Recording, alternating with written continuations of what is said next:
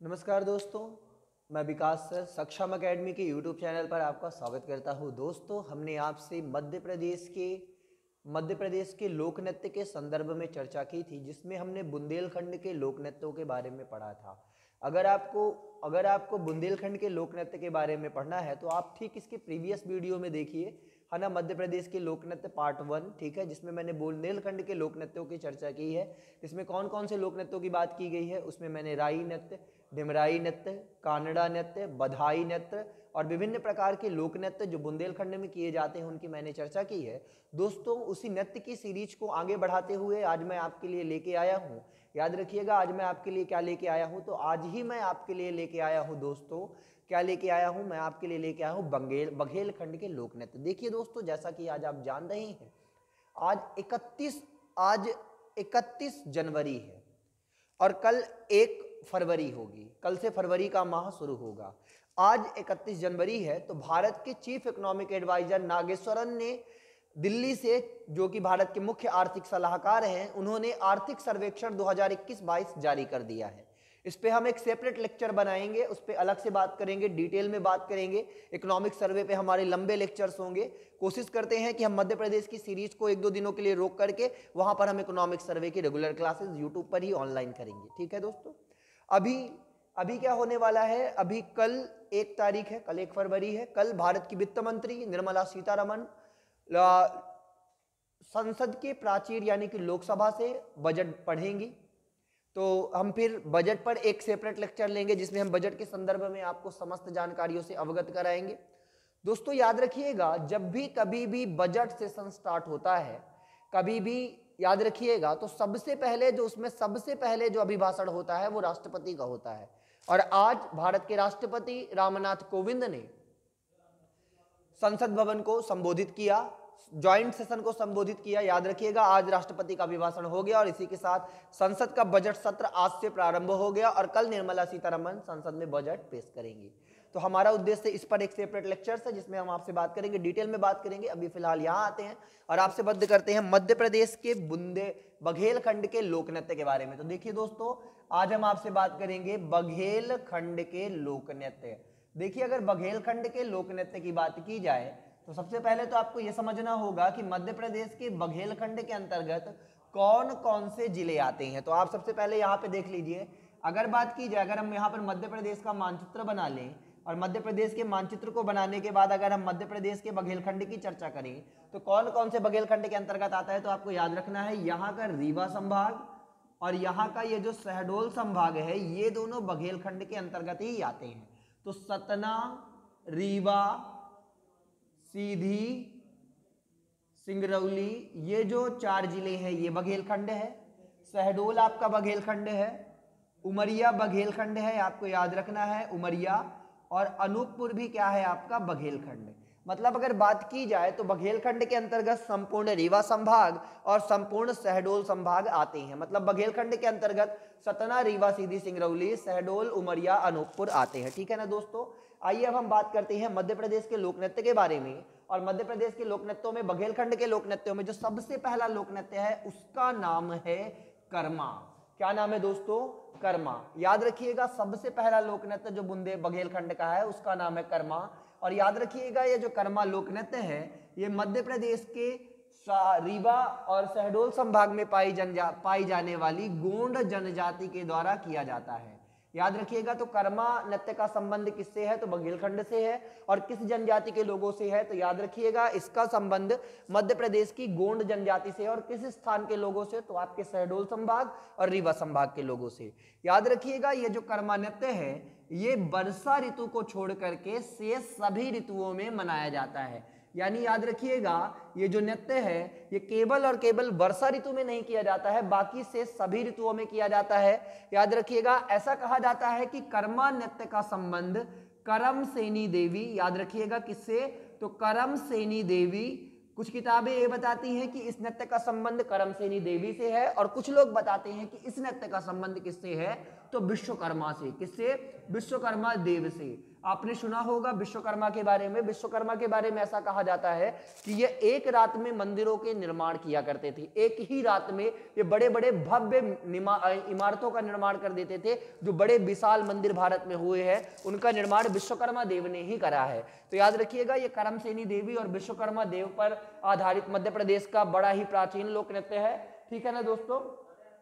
तो अगर अब इसके बारे में बात की जाए तो देखिए इस लोक नृत्य के संदर्भ में जो सबसे ज्यादा जरूरी बात यह है, ये लोक नृत्य कैसे किया जाता है। तो इसमें आपको याद रखिएगा, इसमें जो लोग नृत्य करते हैं, याद रखिएगा इसे पुरुष और महिलाएं दोनों मिलकर के करते हैं। यानी याद रखिएगा ये तांडव और लास्य दोनों प्रकार का लोक नृत्य है, मतलब पुरुष और महिलाएं दोनों करती हैं।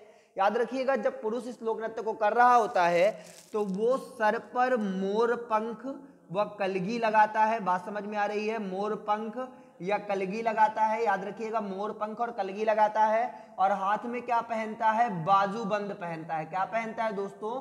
यानी मोर पंख कलगी लगाता है, बाजूबंद पहनता है। ठीक है ना।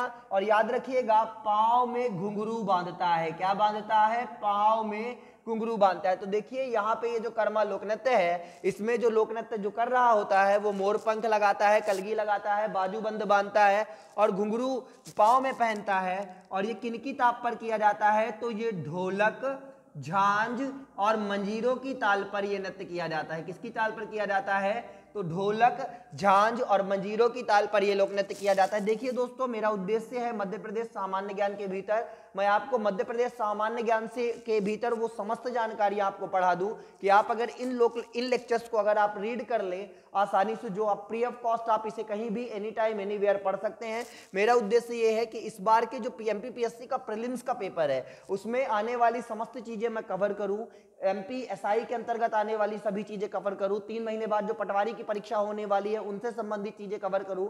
मतलब ये उद्देश्य है कि अगर किसी भी परीक्षा में मध्य प्रदेश का सामान्य ज्ञान आए तो वो फिर आपसे पूरा कंप्लीट हो जाए। तो देखिए दोस्तों, यहाँ पे झांझ मजीरा की बात की जाती है।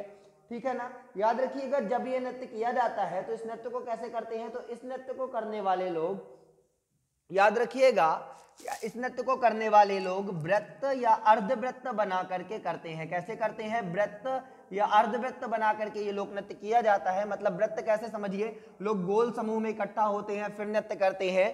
याद रखिएगा जब गरमा लोक नृत्य किया जाता है तो याद रखिएगा इस दिन जो पुरुष या स्त्रियां जो भी लोक नृत्य में शरीक होती हैं, याद रखिएगा वो दिन भर उपवास करती हैं। उपवास के बाद क्या किया जाता है? कर्मा वृक्ष की टहनी को काटा जाता है, लेकिन उसे ऐसा काटा जाता है कि वो जमीन पर ना गिरे। तो कर्मा वृक्ष की टहनी को काटा जाता है। उसके बाद क्या किया जाता है? कर्मा वृक्ष की टहनी को काटा जाता है और ऐसे काटा जाता है कि जमीन पर ना गिरे। और उसके बाद क्या किया जाता है? उसके बाद इसे एक जमीन पे गाड़ करके रात भर नृत्य किया जाता है। याद रखिएगा।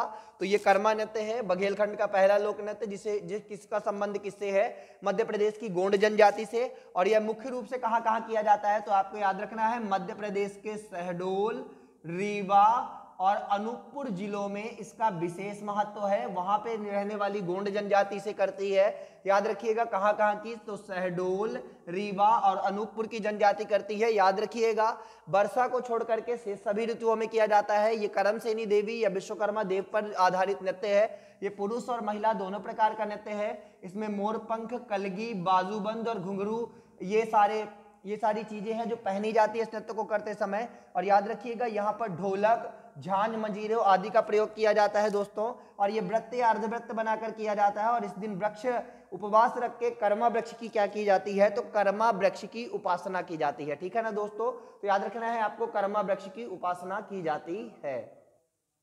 देखिए दोस्तों, अब जो अगला लोक नृत्य है वो मध्य प्रदेश का सैला। कौन सा लोक नृत्य है दोस्तों? सैला। याद रखिएगा ये जो मध्य प्रदेश का सैला लोक नृत्य है यह भी बघेलखंड में ही किया जाने वाला लोक नृत्य है। और इसमें क्या है? इसमें जो पुरुष भाग लेते हैं ना दोस्तों, वो क्या करते हैं? छोटे छोटे डंडे लेकर के नृत्य करते हैं। क्या करते हैं दोस्तों? छोटे छोटे डंडे लेकर के नृत्य करते हैं। तो याद रखिएगा ये जो सैला नृत्य है इसका संबंध किससे है? तो याद रखिएगा बघेलखंड से। और इसमें जो लोग नृत्य करते हैं वो क्या करते हैं? हाथ में छोटे छोटे डंडे लेकर के ये नृत्य किया जाता है। आपको याद रखना है क्या लेकर के किया जाता है? हाथ में छोटे छोटे डंडे लेकर के इस नृत्य को, यह नृत्य ढोलक और बांसुरी की धुन में किया जाता है। देखिए सैला नृत्य करने वाले हाथ में छोटे छोटे डंडे लेते हैं और ढोलक व बांसुरी की धुन में ये नृत्य करते हैं। तो याद रखिए सबसे पहली चीज क्या जरूरी है कि मध्य प्रदेश का सैला लोक नृत्य किससे संबंधित है? बघेलखंड से। इसमें छोटे छोटे डंडे और ढोलक और बांसुरी लेकर के ये नृत्य किया जाता है। देखिए इसके अलावा